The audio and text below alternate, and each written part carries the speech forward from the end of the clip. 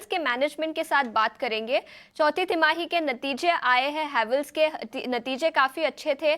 आय में 12% की बढ़ोतरी हुई है और मुनाफे में भी करीब 25% का उछाल दिखा चौथी तिमाही में। मार्जिन्स की बात करें तो वहां पर भी सुधार दिखा। और इस बार के नतीजों और ग्रोथ आउटलुक पर चर्चा करने के लिए हमारे साथ अब कंपनी के चेयरमैन और मैनेजिंग डायरेक्टर अनिल राय गुप्ता जी जुड़ चुके हैं। अनिल जी, बहुत बहुत शुक्रिया हमारे साथ ईटी नाउ स्वदेश पर जुड़ने के लिए। सबसे पहला क्वेश्चन डिमांड को लेकर रहेगा। इस ईयर देखें तो गर्मी काफ़ी अच्छी रही है, डिमांड कैसी है समर प्रोडक्ट्स को लेकर? आपके पीयर्स की बात करें तो उन्होंने अच्छा ग्रोथ रिपोर्ट किया है, तो आप भी बताएं ग्रोथ कैसा रहा है और आउटलुक कैसा रहेगा अगले कुछ क्वार्टर्स के लिए? जी, अभी मार्च से अभी एक अच्छा समर का सीजन दिखना शुरू हुआ है। और लास्ट ईयर क्योंकि मार्च और अप्रैल में इंटरमिटेंट रेन्स रही थी, तो एक बहुत अच्छा क्वार्टर नहीं रहा था समर प्रोडक्ट कंपनीज के लिए।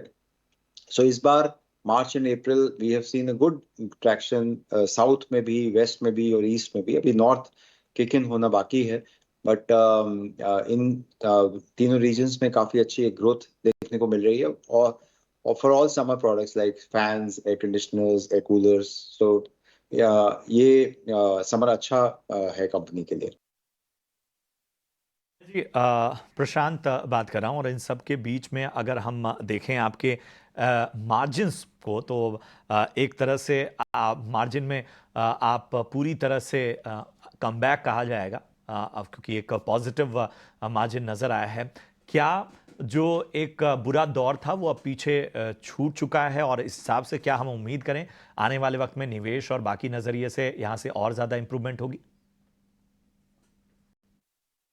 आई थिंक कंपनी लॉयड में काफी इन्वेस्टमेंट्स पिछले कई सालों से कर रही है, ब्रांड इन्वेस्टमेंट्स कर रही है, मैन्युफैक्चरिंग एफिशिएंसीज, मैन्युफैक्चरिंग सेटअप किया है, R&D के ऊपर काफी इन्वेस्टमेंट्स है। सो लॉयड एक अपनी एक अच्छी जर्नी पे है, ग्रोथ के लिए भी और प्रॉफिटेबिलिटी के लिए भी और मार्केट शेयर के लिए भी।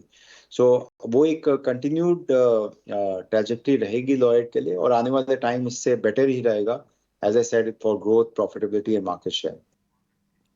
ठीक है, तो ये तो आई थी मार्जिन्स पर। आगे बढ़ते हैं और लाइटिंग्स एंड केबल्स बिजनेस की बात करते हैं। आप एक रियल एस्टेट सेक्टर के प्रॉक्सी प्ले हो। रियल एस्टेट सेक्टर में जो होता है वो सबसे पहले आपकी कंपनी के द्वारा पता चलता है। तो क्या आप हमें बता सकते हैं कि लाइटिंग्स और केबल्स बिजनेस में डिमांड कैसी रही है और इस सेगमेंट का आउटलुक क्या रहेगा? अभी पिछले कुछ महीनों से रियल एस्टेट का भी थोड़ा लैग इफेक्ट, जो रियल एस्टेट अच्छा कर रहा था 2 साल से, लेकिन हमारे प्रोडक्ट्स में कुछ एक लैग इफेक्ट से आता है। तो we have started seeing some improvement, और पिछले कुछ महीनों से रियल एस्टेट डिमांड भी इम्प्रूव होनी शुरू हुई है। कंज्यूमर डिमांड भी थोड़ा बेटर है as compare to in the past, जो कि सिर्फ इंफ्रास्ट्रक्चर इंडस्ट्रियल एक अच्छा चल रहा था, वो अभी भी कंटिन्यूड इन्वेस्टमेंट्स चल रही हैं। So overall I think real estate has started doing better. Anil ji, अब जरा FY25 के लिए अपने बिजनेस आउटलुक के बारे में बताइए, किस तरह की प्लानिंग है आगे?